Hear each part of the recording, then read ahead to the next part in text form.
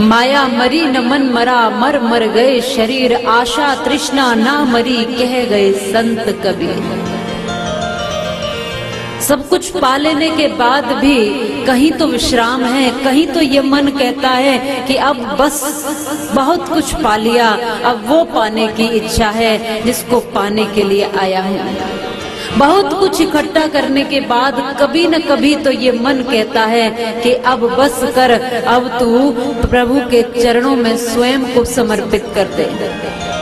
जवानी में न सही तो बुढ़ापे में, बुढ़ापे में न सही तो मृत्यु के नजदीक जाकर कभी न कभी तो हम कहते हैं अथा तो ब्रह्म जिज्ञासा।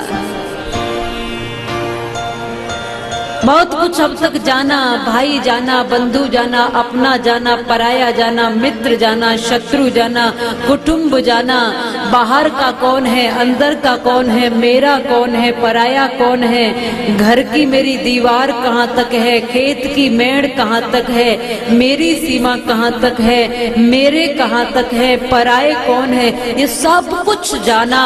इसको जानते जानते जब ये मन थक गया तो फिर कहीं न कहीं स्थिर होता है और ये कहता है अब उसको जानो जिसके जाने बगैर सब अधूरा है।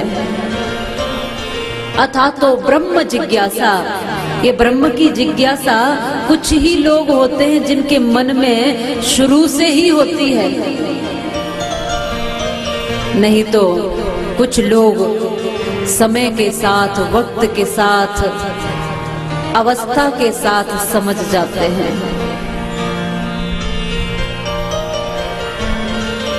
कि वैराग्य हर किसी के वश की बात नहीं है। और कई बार ऐसा समझ भी लेना कि वैराग्य की स्थिति व्यक्ति के मन में आती तो है पर कुछ पल के लिए। और वैराग्य भी कहते हैं 3 तरह से होता है। कई बार तो वैराग्य जो है अभाव के कारण होता है, कुछ नहीं है तो फिर भाई वैरागी ही कहलाओ, कुछ नहीं है पास में तो फिर बाबा ही बन जाओ। माने वैरागी बन जाता है ये मन, जब है ही नहीं कुछ तो फिर राग किसमें। कभी कभार अभाव से वैराग्य पैदा होता है, कभी कभार प्रभाव से वैराग्य पैदा होता है। आपने देखा अपने किसी बंधु प्रिय अपनों को खोया, आपने देखा शमशान का दर्शन किया, आपने देखा सत्य का दर्शन किया, यही जिंदगी, यही सच्चाई, बस आना है जाना है, एकदम मन वैरागी हो गया। अरे कुछ नहीं है इस दुनिया में, इस शरीर में, माटी का खिलौना, माटी का पुतला।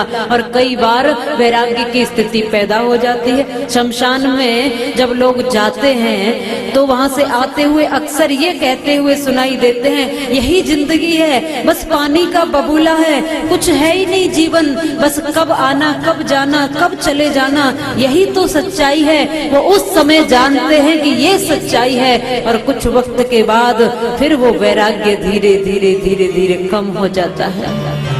इसलिए कई बार वैराग्य प्रभाव से होता है और कई बार वैराग्य स्वभाव से होता है। अभाव से, प्रभाव से और स्वभाव से।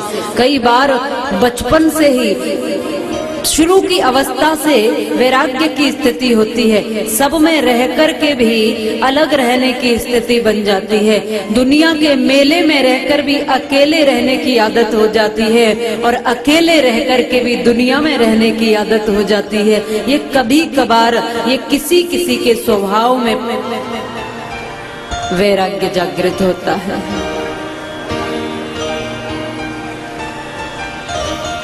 झंझटों में रहकर भी झंझटों से अलग रहने का स्वभाव, दुनिया में रहकर भी दुनिया को अंदर न आने देने का स्वभाव।